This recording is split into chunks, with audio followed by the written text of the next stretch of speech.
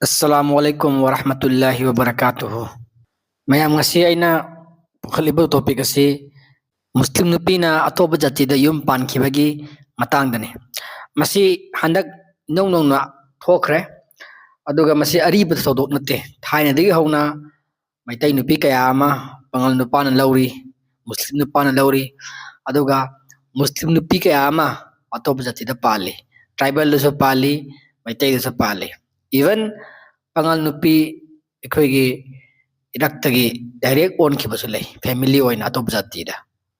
ꯑꯗꯨꯅ ꯇꯣꯉꯥꯟꯕ ꯇꯣꯄꯤꯛ ꯑꯃ ꯑꯣꯏꯈ꯭ꯔꯦ ꯑꯗꯨ ꯌꯨꯝ ꯄꯥꯟꯕꯒꯤ ꯃꯇꯥꯡꯁꯦ ꯑꯃꯨꯛ ꯈꯟꯅ ꯅꯩꯅꯕꯗ ꯑꯩꯅ ꯑꯍꯥꯟꯕ ꯄꯨꯈꯠꯆꯅꯤꯡꯕꯗꯤ ꯅꯤꯄꯥꯁꯤꯡꯒꯤ ꯑꯔꯥꯟꯕꯅꯤ ꯑꯗꯨꯒ ꯑꯍꯥꯟꯕ ꯑꯃꯅ ꯀꯔꯤ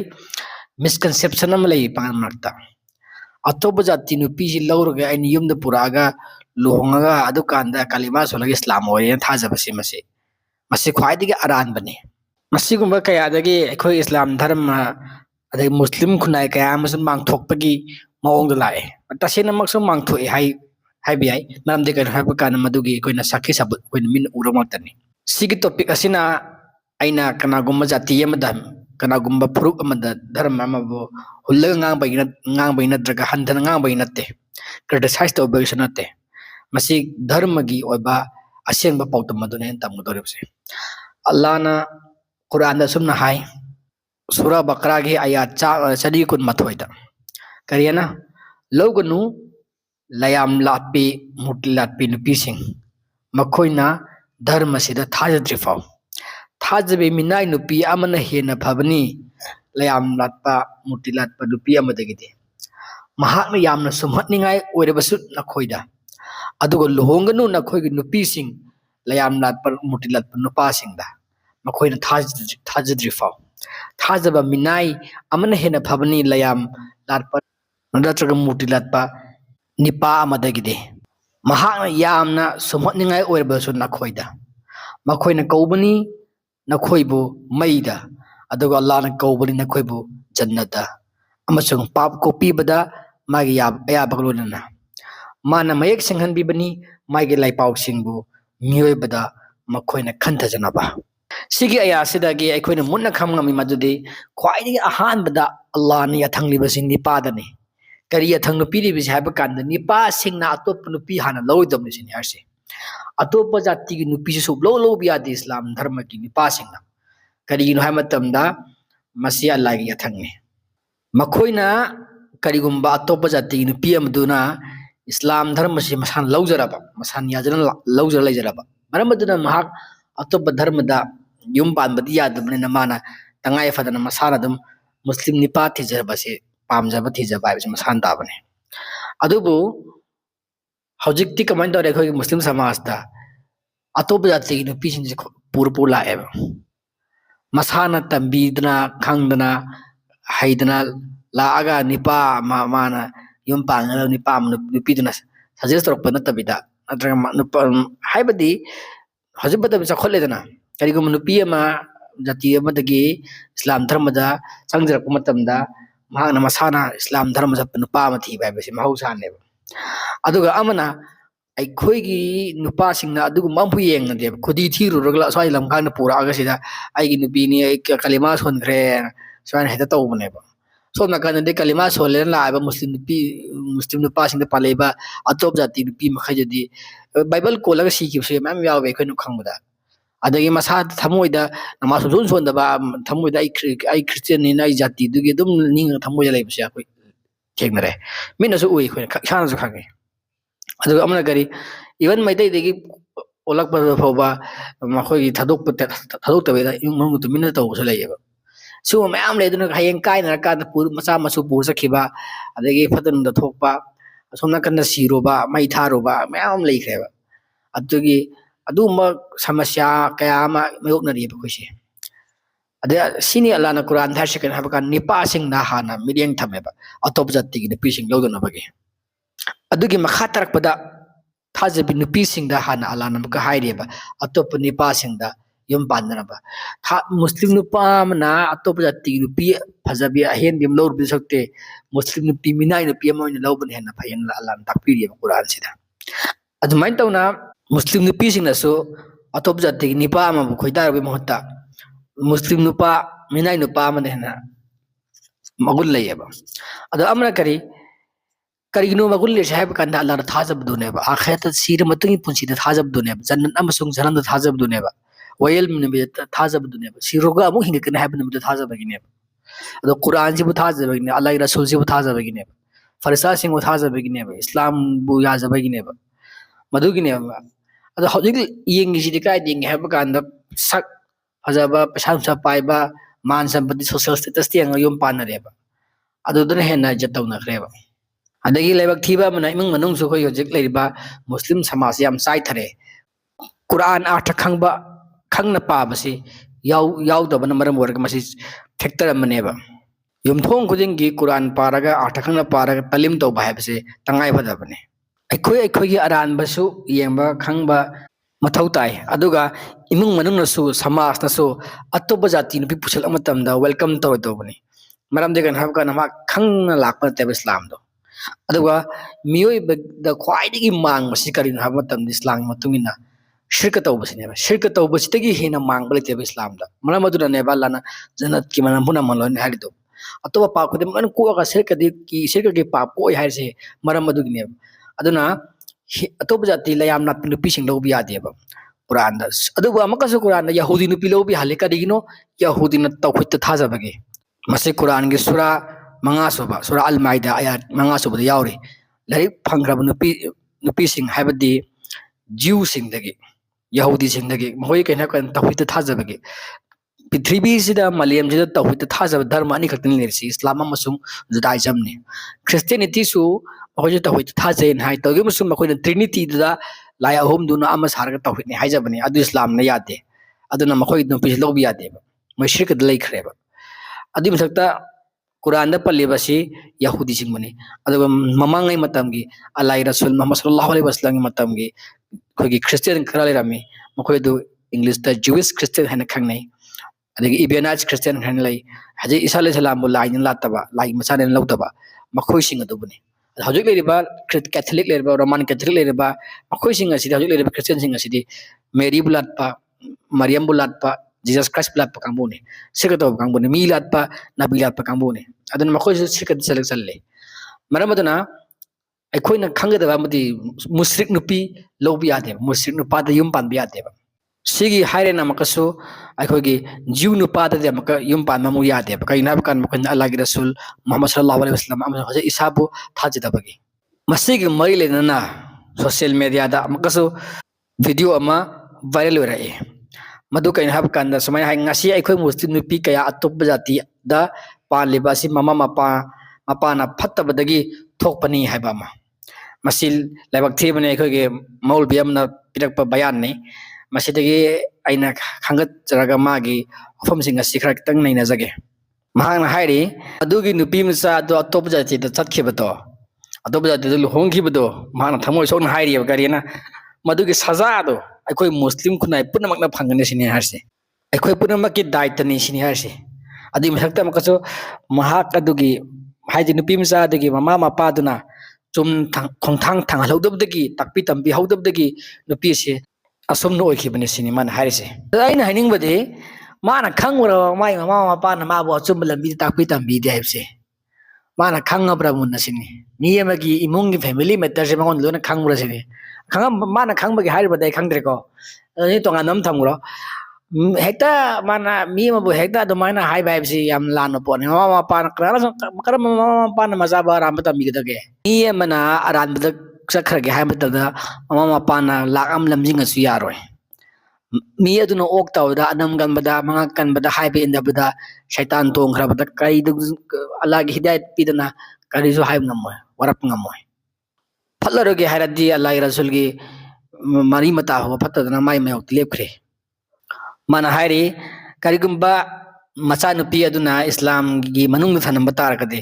इस्लाम की इलाका दा लेरिबा स्कूल अमदा तमहंदना ताकबि तंबिदना लेरम बतारदी असिगुम खोंथांग असि थांगामोयदमने सिने हारसे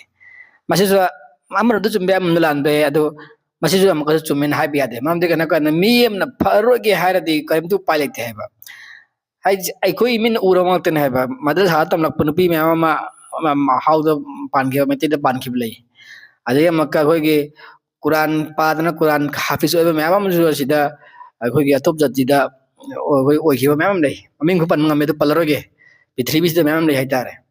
ꯑꯗꯒꯤ ꯑꯃꯨꯛꯀ ꯀꯔꯤ ꯃꯨꯔꯇꯠ ꯑꯣꯏꯈꯤꯕꯁꯨ ꯂꯩ ꯑꯗꯒꯤ ꯑꯦꯊꯤꯌꯁ ꯑꯣꯏꯈꯤꯕꯁꯨ ꯂꯩ ꯃꯌꯥꯝ ꯑꯃ ꯂꯩꯌꯦꯕ ꯑꯗꯨꯅ ꯃꯔꯝ ꯑꯣꯏꯔꯒ ꯃꯥꯅ ꯅꯨꯄꯤꯁꯤꯒꯤ ꯄꯨꯝꯅꯃꯛꯀꯤ ꯃꯔꯥꯟꯁꯦ ꯃꯃꯥ ꯃꯄꯥꯗ ꯊꯪꯖꯤꯟꯕ ꯑꯃꯁꯨꯡ ꯃꯨꯁꯂꯤꯝ ꯁꯨꯝꯒꯤ ꯗꯥꯏꯇꯅꯤ ꯍꯥꯏꯖꯟꯕꯁꯦ ꯃꯁꯤ ꯇꯁꯦꯡꯅꯃꯛ ꯍꯦꯟꯖꯤꯟꯕ ꯋꯥꯅꯤ ꯍꯥꯏꯕ ꯇꯥꯔꯦ ꯃꯃꯥ ꯃꯄꯥꯅ ꯃꯆꯥꯅꯨꯄꯤꯗꯨ ꯏꯃꯨꯡ ꯃꯅꯨꯡꯗ ꯋꯥꯔꯛꯑꯝꯒꯅꯤ ꯋꯥꯔꯛ ꯋꯥꯇꯦꯝꯕꯤꯔꯝꯒꯅꯤ ꯍꯥꯏꯕꯤꯔꯝꯒꯅꯤ ꯇꯥꯛꯄꯤꯔꯝꯒꯅꯤ ꯂꯧꯗꯕꯅꯤ ꯂꯧꯗꯗꯅ ꯆꯠꯈ꯭ꯔꯕꯅꯤ ꯃꯁꯥ ꯅꯨꯄꯤ ꯃꯁꯥꯅꯁꯨ ꯃꯆꯤꯟꯗꯒꯤ ꯍꯥꯏꯔꯤꯑꯕ ꯑꯩ ꯏꯃꯥ ꯏꯄꯥꯅ ꯑꯗꯨꯒ ꯑꯃꯗꯨꯃ ꯇꯧꯏ ꯑꯗꯣ ꯑꯩ ꯃꯗꯨꯒꯤ ꯑꯗꯨ ꯙꯔꯃꯗꯒꯤ ꯍꯦꯟꯅ ꯃꯥꯏ ꯅꯨꯡꯁꯤꯕꯗꯨꯅ ꯍꯦꯜꯂꯦꯅ ꯆꯠꯈ꯭ꯔꯕꯅꯦꯕ ꯃꯁꯥꯒꯤ ꯇꯦꯁꯇꯤꯃꯣꯅꯤ ꯄꯤꯔꯕꯅꯦꯕ ꯅꯨꯄꯤꯗꯨꯅ ꯑꯗꯒꯤ ꯑꯃꯨꯛꯀ ꯏꯁꯂꯥꯝꯒꯤ ꯃꯇꯨꯡ ꯏꯟꯅ ꯍꯤꯡꯗꯕꯗꯒꯤ ꯆꯠꯂꯤꯕꯅꯤ ꯏꯁꯂꯥꯝꯒꯤ ꯂꯥꯏꯅꯤꯡ ꯂꯥꯏꯁꯣꯟ ꯐꯖꯅ ꯇꯧꯗꯕꯤ ꯆꯠꯂꯤꯕꯅꯤ ꯁꯤꯁꯦ ꯃꯥꯅ ꯍꯥꯏꯔꯤ ꯅꯃꯥꯖ ꯃꯇꯝ 5 ꯊꯥꯗꯕ ꯀꯨꯔꯥꯟ ꯇꯤꯂꯥꯋat ꯇꯧꯕ ꯃꯤ ꯀꯥꯐꯤꯔ ꯑꯣꯏꯈꯤꯕ ꯂꯩ ꯑꯌꯨꯛ ꯈꯨꯗꯤꯡꯒꯤ ꯐꯖꯔ ꯅꯃꯥꯖ ꯂꯣꯏꯔꯒ ꯀꯨꯔꯥꯟ ꯇꯤꯂꯥꯋat ꯇꯧꯕ ꯅꯃꯥꯖ ꯃꯇꯝ 5ꯁꯨ ꯊꯥꯗꯕ ꯃꯃꯥ ꯃꯄꯥꯅ ꯍꯥꯏꯕꯁꯤ ꯏꯟꯕ ꯑꯗꯨ ꯑꯇꯣꯞꯄ ꯀꯌꯥꯗ ꯌꯨꯝ ꯄꯥꯟꯈꯤꯕ ꯑꯇꯣꯞꯄ ꯖꯥꯇꯤꯗ ꯑꯇꯣꯞꯄ ꯐꯨꯔꯨꯞꯇ ꯌꯨꯝ ꯄꯥꯟꯈꯤꯕ ꯂꯩ ꯃꯨꯁꯂꯤꯝ ꯑꯣꯏꯔꯝꯕꯗꯒꯤ ꯑꯇꯣꯞꯄ ꯖꯥꯇꯤꯗ ꯆꯠꯈꯤꯕ ꯍꯥꯏꯕꯁꯦ ꯑꯅꯧꯕ ꯅꯠꯇꯦ ꯑꯩꯈꯣꯏꯒꯤ ꯃꯧꯂꯕꯤ ꯏꯝꯇꯤꯌꯥꯖ ꯑꯁꯤꯅ ꯈꯪꯗ꯭ꯔꯕ ꯃꯥꯜꯂꯦ ꯃꯥꯅ ꯃꯧꯂꯕꯤ ꯇꯝꯃꯛꯄꯗ ꯃꯨꯁꯂꯤꯝ ꯑꯣꯏꯔꯛꯄꯗꯒꯤ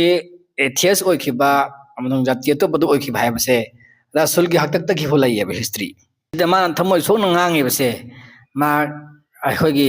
ꯍꯤꯁꯇ꯭ꯔꯤ ꯈꯪꯗ꯭ꯔꯦꯕ ꯃꯁꯤꯒꯤ ꯃꯔꯤ ꯂꯩꯅꯅ ꯑꯩꯅ ꯈꯪꯍꯟꯅꯤꯡꯕꯗꯤ ꯀꯨꯔꯥꯟꯒꯤ ꯁꯨꯔꯥ 3ꯁꯨꯕ ꯁꯨꯔꯥ ꯑꯜ ꯅꯤꯁꯥ ꯑꯌꯥꯠ 88ꯇ ꯁꯨꯝꯅ ꯄꯜꯂꯤ ꯀꯔꯤ ꯃꯇꯧꯅꯣ ꯅꯈꯣꯏꯕꯨ ꯃꯨꯅꯥꯐꯤꯛꯁꯤꯡꯒꯤ ꯃꯇꯥꯡꯗ ꯀꯥꯡꯕꯨ ꯑꯅꯤ ꯊꯣꯛꯂꯤꯕꯁꯤꯕꯨ ꯑꯜꯂꯥꯍꯅ ꯃꯈꯣꯏꯕꯨ ꯍꯜꯍꯟꯕꯤꯈ꯭ꯔꯕꯅꯤ ꯊꯥꯖꯗꯕꯔꯣꯝꯗ ꯃꯈꯣꯏꯅ ꯇꯧꯖꯕꯗꯨꯒꯤ ꯃꯔꯝꯅ ꯅꯈꯣꯏꯅ ꯂꯝꯖꯤꯡꯕꯤꯒꯤ ꯅꯤꯡꯂꯤꯕ꯭ꯔꯥ ꯑꯜꯂꯥꯍꯅ ꯂꯝꯐꯩꯅꯍꯟꯈ꯭ꯔꯕꯁꯤꯡ ꯑꯗꯨꯕꯨ ꯑꯜꯂꯥꯍꯅ ꯂꯝꯐꯩꯅꯍꯟꯈ꯭ꯔꯕꯗꯨꯒꯤ ꯀꯩꯗꯧꯅꯨꯡꯗꯁꯨ ꯅꯪꯅ ꯑꯃꯨꯛ ꯐꯪꯂꯔꯣꯏ ꯃꯍꯥꯛꯀꯤꯗꯃꯛ ꯂꯝꯕꯤ ꯑꯃ ꯑꯌꯥꯔ ꯑꯁꯤ ꯃꯨꯅꯥꯐꯤꯛꯁꯤꯡꯅ ꯏꯁꯂꯥꯝ ꯙꯔꯃ ꯂꯧꯕ ꯁꯥꯁꯤꯟꯅꯔꯝꯃꯒ ꯑꯃꯨꯛ ꯎꯍꯨꯗꯀꯤ ꯂꯥꯟꯐꯝꯗ ꯙꯔꯃ ꯊꯥꯗꯣꯛꯈꯤꯕꯗ ꯃꯨꯁꯂꯤꯝꯁꯤꯡꯒꯤ ꯃꯔꯛꯇ ꯃꯗꯤꯅꯥꯗꯒꯤ ꯃꯨꯁꯂꯤꯝꯁꯤꯡꯕꯨ ꯑꯀꯟꯕ ꯃꯤꯠꯌꯦꯡꯗ ꯌꯦꯡꯕ ꯍꯧꯈꯤ ꯃꯨꯁꯂꯤꯝ ꯀꯥꯡꯂꯨꯞ ꯑꯃꯅ ꯍꯥꯏꯔꯤꯕ ꯀꯥꯡꯕꯨꯁꯤꯡꯗꯨ ꯍꯥꯠꯈꯤꯕ ꯄꯥꯝꯃꯤ ꯑꯗꯨꯒ ꯀꯥꯡꯂꯨꯞ ꯑꯃꯅ ꯍꯥꯠꯇꯅ ꯑꯗꯨꯝ ꯊꯥꯗꯣꯛꯈꯤꯕ ꯄꯥꯝꯈꯤ ꯑꯗꯨꯕꯨ ꯑꯌꯥꯠ ꯑꯁꯤꯅ ꯍꯥꯏꯔꯤꯕ ꯋꯥꯈꯜ ꯑꯅꯤꯁꯤ ꯊꯥꯗꯣꯛꯍꯜꯂꯒ ꯃꯈꯣꯏꯒꯤ ꯃꯊꯛꯇ ꯆꯦꯛꯁꯤꯟ ꯊꯧꯔꯥꯡ ꯂꯧꯔꯒ ꯂꯩꯍꯟꯈꯤ ꯃꯈꯣꯏꯕꯨ ꯃꯨꯁꯂꯤꯝꯁꯤꯡꯗ ꯗꯦꯟꯖꯔ ꯑꯣꯏꯔꯦ ꯐꯖꯅ ꯈꯪꯉꯤ ꯑꯗꯨꯕꯨ ꯃꯈꯣꯏꯗ ꯆꯥꯟꯁ ꯑꯃꯗꯤ ꯄꯤꯕꯤ ꯑꯐꯕ ꯑꯣꯏꯔꯛꯅꯕ ꯃꯈꯣꯏꯁꯤꯡꯕꯨ ꯃꯊꯪꯒꯤ ꯂꯥꯟꯐꯝꯗ ꯃꯈꯣꯏꯅ ꯊꯃꯣꯏ ꯁꯦꯡꯂꯗꯤ ꯃꯈꯣꯏꯒꯤ ꯊꯥꯖꯕꯗꯨ ꯂꯧꯕ ꯌꯥꯔꯦ ꯑꯗꯨꯕꯨ ꯃꯈꯣꯏꯅ ꯍꯟꯗꯨꯅ ꯑꯃꯨꯛ ꯂꯥꯟꯐꯝꯗꯒꯤ ꯃꯃꯥꯏ ꯂꯩꯊꯣꯛꯈ꯭ꯔꯕꯗꯤ ꯃꯈꯣꯏꯁꯤ ꯐꯪꯕ ꯃꯐꯝꯗ ꯍꯥꯠꯀꯗꯕꯅꯤ ꯍꯥꯏꯅ ꯃꯊꯪꯒꯤ ꯑꯌꯥꯠ 89ꯗ ꯄꯜꯂꯤ ꯃꯈꯣꯏꯁꯤ ꯐꯪꯕ ꯃꯐꯝꯗ ꯍꯥꯠꯀꯗꯕꯅꯤꯅ ꯃꯁꯤ ꯍꯧꯖꯤꯛꯁꯨ ꯂꯩꯕꯥꯛ ꯀꯌꯥꯒꯤ ꯃꯐꯝꯗꯁꯨ ꯂꯥꯟꯐꯝꯗꯒꯤ ꯃꯃꯥꯏ ꯂꯩꯊꯣꯛꯂꯒ ꯆꯦꯟꯈ꯭ꯔꯒꯗꯤ ꯌꯦꯛꯅꯕ ꯑꯣꯏꯅ ꯊꯝꯃꯤ ꯑꯗꯨꯕꯨ ꯃꯤꯑꯣꯏꯕꯒꯤ ꯃꯇꯨꯡ ꯏꯟꯅ ꯌꯥꯅꯕꯒꯤ ꯑꯦꯛꯁꯦꯞꯁꯟꯁꯨ ꯁꯦꯝꯃꯤ ꯌꯦꯡꯕꯤꯌꯨ ꯑꯩꯈꯣꯏꯒꯤ ꯍꯧꯖꯤꯛꯀꯤ ꯁꯨꯔꯥ ꯑꯁꯤꯒꯤ ꯃꯈꯥ ꯇꯥꯔꯛꯄ ꯑꯌꯥꯠ 90 ꯁꯨꯕꯗ ꯃꯨꯁꯂꯤꯝ ꯈꯔꯅ ꯑꯩꯈꯣꯏꯒꯤ ꯑꯌꯥꯁꯤꯗꯒꯤ ꯏꯁꯂꯥꯝ ꯙꯔꯃ ꯊꯥꯗꯣꯛꯄ ꯃꯤꯁꯤꯡꯕꯨ ꯗꯦꯠ ꯄꯦꯅꯥꯜꯇꯤ ꯄꯤꯒꯗꯕꯅꯤꯅ ꯍꯥꯏꯌꯦꯕ ꯍꯥꯏꯗꯤ ꯁꯤꯕꯩ ꯗꯟꯗꯤ ꯄꯤꯒꯗꯕꯅꯤꯅ ꯍꯧꯖꯤꯛꯀꯤ ꯑꯩꯈꯣꯏ ꯃꯧꯂꯕꯤꯅꯁꯨ ꯍꯥꯏꯈ꯭ꯔꯦꯀꯣ ꯀꯔꯤꯒꯨꯝꯕ ꯅꯨꯄꯤ ꯃꯆꯥꯗꯨꯅ ꯑꯩꯈꯣꯏꯒꯤ ꯁꯔꯤꯌꯠ ꯆꯠꯄ ꯂꯩꯕꯥꯛ ꯏꯁꯂꯥꯝꯒꯤ ꯑꯣꯏꯔꯝ ꯂꯩꯕꯥꯛꯇ ꯂꯩꯔꯝ ꯇꯥꯔꯒꯗꯤ ꯃꯍꯥꯛꯁꯤ ꯁꯤꯕꯒꯤ ꯑꯌꯥꯕ ꯗꯟꯗꯤꯐꯥꯎ ꯄꯤꯕ ꯌꯥꯏ ꯁꯤꯅꯤ ꯃꯥꯅ ꯍꯥꯏꯔꯤꯁꯦ ꯑꯗꯨꯕꯨ ꯃꯁꯤ ꯄꯨꯔꯥ ꯑꯔꯥꯟꯕꯅꯤ ꯃꯔꯝꯗꯤ ꯑꯌꯥꯠ ꯑꯁꯤꯗ ꯃꯨꯅꯥꯐꯤꯛꯀꯤ ꯃꯔꯝꯗ ꯅꯩꯅꯕꯒꯤ ꯃꯇꯥꯡꯅꯤ ꯃꯨꯅꯥꯐꯤꯛ ꯍꯥꯏꯕꯗꯤ ꯊꯃꯣꯏ ꯁꯦꯡꯗꯕ ꯇꯥꯠ ꯇꯧꯕ ꯑꯩꯈꯣꯏꯁꯤꯡ ꯑꯗꯨꯅꯦꯕ ꯃꯨꯁꯂꯤꯝ ꯑꯣꯏꯗꯅ ꯃꯄꯥꯟ ꯊꯣꯡꯗ ꯑꯩꯈꯣꯏ ꯃꯨꯁꯂꯤꯝꯅꯤ ꯍꯥꯏꯔꯒ ꯃꯨꯁꯂꯤꯝꯁꯤꯡꯒꯤ ꯃꯔꯛꯇ ꯄꯨꯜꯂꯒ ꯃꯨꯁꯂꯤꯝꯒꯤ ꯑꯀꯨꯞꯄ ꯑꯔꯣꯟ ꯑꯊꯨꯞ ꯂꯣꯏꯅ ꯈꯪꯗꯣꯛꯂꯒ ꯑꯃꯨꯛ ꯆꯤꯔꯕ ꯇꯟꯖꯥ ꯉꯥꯏꯔꯒ ꯃꯈꯣꯏꯅ ꯃꯨꯁꯂꯤꯝ ꯑꯣꯏꯗ꯭ꯔꯦꯅ ꯃꯃꯥꯏ ꯍꯜꯂꯒ ꯃꯨꯁꯂꯤꯝ ꯃꯔꯛꯇ ꯃꯆꯦꯠ ꯇꯥꯅꯕ ꯁꯤꯟꯕ ꯀꯥꯡꯕꯨꯅꯤ ꯃꯨꯁꯂꯤꯝꯗꯒꯤ ꯑꯇꯣꯞꯄ ꯙꯔꯃ ꯑꯣꯟꯊꯣꯛꯄꯒꯤ ꯃꯇꯥꯡꯗꯗꯤ ꯁꯤꯒꯤ ꯁꯨꯔꯥ ꯑꯁꯤ ꯁꯤꯒꯤ ꯑꯌꯥꯠ ꯑꯁꯤꯗꯒꯤ ꯅꯠꯇꯦ ꯃꯁꯤꯒꯤ ꯑꯌꯥꯠꯁꯤꯡ ꯑꯁꯤ ꯑꯩꯈꯣꯏꯅ ꯃꯤꯁꯌꯨꯁ ꯇꯧꯏ ꯍꯥꯏꯕ ꯇꯥꯔꯦ ꯑꯗꯨꯒ ꯏꯁꯂꯥꯝ ꯙꯔꯃꯗ ꯅꯝꯐꯨꯗ ꯏꯁꯂꯥꯝ ꯆꯠꯀꯗꯕꯅꯤ ꯍꯥꯏꯕ ꯂꯩꯇꯦ ꯃꯥꯅ ꯆꯠꯆꯈ꯭ꯔꯦ ꯆꯠꯆꯗꯕꯨꯗꯤ ꯆꯠꯆꯗ꯭ꯔꯦ ꯃꯗꯨꯅ ꯃꯔꯝ ꯑꯣꯏꯔꯒ ꯗꯦꯠ ꯄꯦꯅꯥꯜꯇꯤ ꯂꯩꯇꯦ ꯏꯁꯂꯥꯝꯗ ꯍꯧꯖꯤꯛ ꯌꯦꯡꯁꯤ ꯁꯨꯔꯥ 2ꯁꯨꯕ ꯁꯨꯔꯥ ꯑꯜ ꯕꯀꯔꯥꯒꯤ ꯑꯌꯥꯠ 283 ꯃꯗꯨꯗꯤ ꯅꯝꯗꯨꯅ ꯂꯧꯍꯟꯕ ꯅꯠꯇ꯭ꯔꯒ ꯇꯧꯍꯟꯕ ꯂꯩꯇꯦ ꯏꯁꯂꯥꯝꯗ ꯑꯆꯨꯝꯕ ꯂꯝꯕꯤ ꯃꯌꯦꯛ ꯁꯦꯡꯅ topna laibani aran badagi aduga kana gumana aran laibu thadolaga Allah bu thajarba magna paijarabani chetlaba paifam amada madu kaidon su tatlodaba Allah di tabani khangbani sigi ayat asidagi akhona lauthab yabadi ken hakban Islam dharma sida dharma thadopagi sibagi jarak haib laite Islam dharma chalama mi amana kona thadokibada mabu hatkan haibagi afamado aran bani sura ahum suba sura ali imran ge ayat kundamu yengsi aduna makhoina nangonda marai yetlabadi hayo aidi luk thajare imaizi Allah da amasung asum tawri aigi tungin basing nasro aduga hayo larik pikraba singduda amasung iba paba haijadaba singduda nakhosu asumna changjarabra karigama makhoina changjarabadi makhoidu lamjing birabani adubu makhoina laithokraba adu oirabadi nangidi paw yawhunba khaktani Allah de ubani manai singbo ayara sida ikon khamngami madudi Nabi Muhammad sallallahu alaihi wasallam gi mission di Allah gi athangi matung inna paw sandok patani mana magi pawjel du sandok pada mi bu nampuda lauhan da bayadena Allah na hype laite taibang punsi asidi changyang gi punsi ni Allah na miye bada wakal lausing mit ani jinban ani laiton lausing bibikre adana masa na achumbadu lauhan gadabani laudre Allah da manglete laure Allah da tongjablete adu mi masagi tongjaba afabani madui manade Allah da lay aduna kanagumomna Islam dharma ju laure matung da ma amuk thadu chakre adu magi no mangonda anam phubuti sidi changyang gi punsi ne ba madu magi wakhandugi aka akumdo dharma gi pukning gi aka akum wakhan hongbodo magi ne mamdi sig kana changyang gi punsi ne ba dharma chatlaga dharma thadok khibta gadi hatu u haiba wafamse Islam da laite Quran da laite masi atoba dharma gi ne masi Hindu da lay Vedic dharma da lay jabani atharva veda khanda 8 22 verse 7 19 verse chapter 29 verse number 1 to 9 sida atharva veda yauribani adu Christianity gi amasung Judaism gi Bible da su asigumba tambi hasana kanda Deuteronomy chapter number 13 verse number 6 to 9 Second Chronicles chapter 15 verse 13 amasung Romans chapter number 1 verse 20 to 32 haibadi Christianity chi thadok taraba adaga Judaism chi thadok taraba adu tagadi Bible gi matungina sibagi cherak neba aduga Hindu gi su sibagi cherak neba adu Islam da disi laite Islam da dharma sin phu laite aduga akhoi alim akhoi maulbi aduna se palli hadis tagi madudi akhoi Islam dharma chalama mi amana halajaki matamda numit humni pigani adi matung yadragadi hatokani sniarse masi akhoi hadis tagi leawi Sahih Bukhari akhoi Muwatta Malik hadis akhoi Sahih Bukhari hadis number 6922 amse Muwatta Malik ki hadis tagi ada hari basi akhoi na hadis ki terminology da istitaba hana khangne hadi toba taw matam mangon themna warak watem duna wari gyan tahanan tawgat on waiting period am tham bhai tare asigumba wari khoi hadis dagi lakliba khoi death penalty pi bagisi Muslim amna dharma stu thado chakri matangda masi sing ase karma makhal ginu hamatamda khoi matam madu da riba Muslim sing hadi khoi Muslim sing marak tagi khoi munafik sing na Muslim onsen daraga atoba umuja raga khoi Muslim kunaida fitna khoi corruption spread torokpa khangkhong sahelakpa peace thugarakpa adi matangda death penalty pi bai wane base kanaguma mi amana masana dharma site nan thadu chakhi matamda magi khoi polum mangonda adugi jairak sibagi kariguma makhalam ta laite Islam da maramdi madugi bayel do hayeng sire matungi Allah gi makhut laigi do bune hoi akhoi punamak nungaite maramdi khoi dharma tami badi kai hamatamda Muslim ama haibase Muslim amagi mingsel ni haibane adubu akhoi punamak hariba teaching ase ki tambi ba si matung na dekhoi pangasi punsidi hingbra hargadi taseng loina ma hingbadi oide loina puthai nungai trabak oragasu akhoi na kari haitare madugi mak nungai trime haina hoga halamanda mama mapada onkhatlaga ngang oidabani amasung ꯃꯈꯣꯏꯁꯨ ꯅꯨꯡꯉꯥꯏꯕ ꯅꯠꯇꯦ ꯄꯦꯟꯕ ꯅꯠꯇꯦ ꯃꯈꯣꯏꯁꯨ ꯑꯗꯨꯒ ꯑꯣꯏꯔꯁꯨ ꯑꯩꯈꯣꯏꯅ ꯈꯪꯒꯗꯕ ꯑꯃꯗꯤ ꯅꯨꯄꯤ ꯑꯃ ꯑꯇꯣꯞꯄ ꯒꯌꯔꯗ ꯌꯨꯝ ꯄꯥꯟꯈꯤꯕ ꯍꯥꯏꯕꯁꯦ ꯃꯁꯤ ꯀꯥꯟꯗꯗ ꯑꯩꯈꯣꯏꯅ ꯋꯥꯔꯧꯋꯦꯕ ꯑꯩꯈꯣꯏ ꯅꯨꯡꯉꯥꯏꯇꯕ ꯐꯣꯡꯗꯣꯛꯑꯦꯕ ꯑꯗꯨꯕꯨ ꯑꯇꯣꯞꯄ ꯅꯨꯄꯤ ꯑꯃ ꯒꯌꯔꯗꯒꯤ ꯂꯥꯛꯄ ꯀꯥꯟꯗꯗꯤ ꯑꯩꯈꯣꯏ ꯑꯗꯨꯒꯨꯝꯕ ꯅꯨꯡꯉꯥꯏꯇꯕ ꯑꯝꯇ ꯄꯣꯛꯇꯦꯕ ꯃꯗꯨꯅꯤ ꯑꯩꯈꯣꯏ ꯅꯨꯄꯥꯁꯤꯡꯒꯤ ꯂꯝꯆꯠ ꯁꯥꯖꯠ ꯏꯃꯨꯡ ꯃꯅꯨꯡꯒꯤ ꯈꯨꯟꯅꯥꯏꯒꯤ ꯃꯨꯁꯂꯤꯝꯒꯤ ꯃꯔꯝꯗꯤ ꯀꯩꯅꯣ ꯍꯥꯏꯕ ꯀꯥꯟꯗ ꯃꯨꯁꯂꯤꯝ ꯅꯨꯄꯥ ꯑꯃꯅ ꯑꯇꯣꯞꯄ ꯖꯥꯇꯤ ꯑꯃ ꯂꯧꯔꯛꯄ ꯍꯥꯏꯕꯁꯦ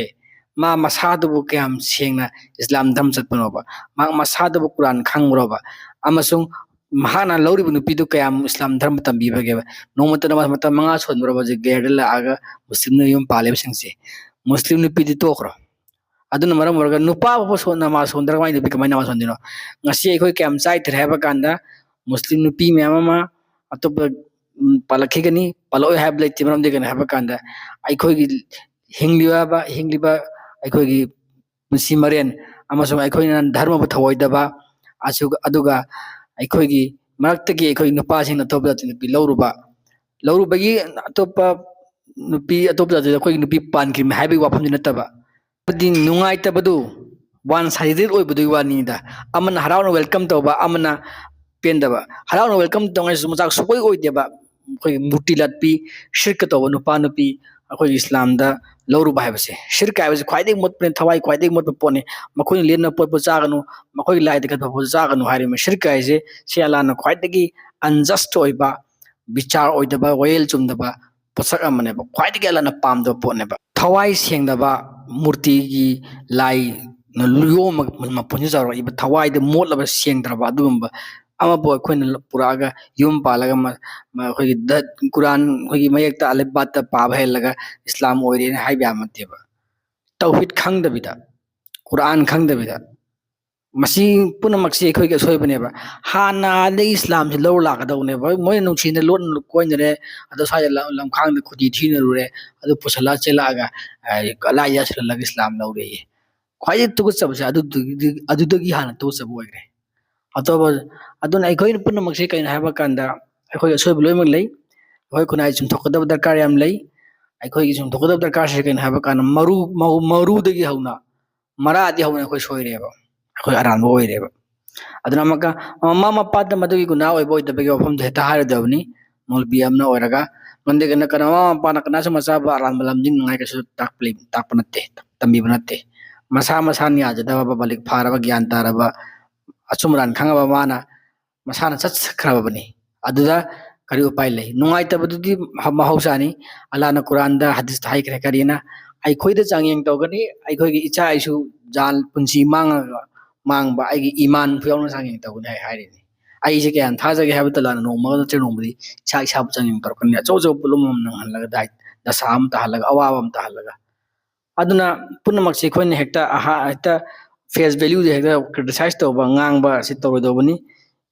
ꯃꯤꯒꯤ ꯏꯃꯨꯡ ꯃꯅꯨꯡ ꯄꯜꯂꯒ ꯃꯃꯥ ꯃꯄꯥ ꯄꯜꯂꯒ ꯍꯦꯛꯇ ꯉꯥꯡꯕ ꯍꯥꯏꯕꯁꯤ ꯇꯧꯔꯣꯏꯗꯧꯕꯅꯤ ꯃꯅꯨꯡ ꯇꯤꯟꯅ ꯑꯩꯈꯣꯏꯅ ꯈꯪꯗꯅ ꯍꯦꯛꯇ ꯃꯄꯥꯟ ꯊꯣꯡꯗꯒꯤ ꯌꯦꯡꯂꯒ ꯃꯁꯤ ꯍꯥꯏꯔꯒ ꯑꯩ ꯃꯇꯥꯡ ꯑꯁꯤꯗ ꯉꯁꯤꯒꯤꯗꯤ ꯂꯣꯏꯁꯤꯟꯖꯔꯒꯦ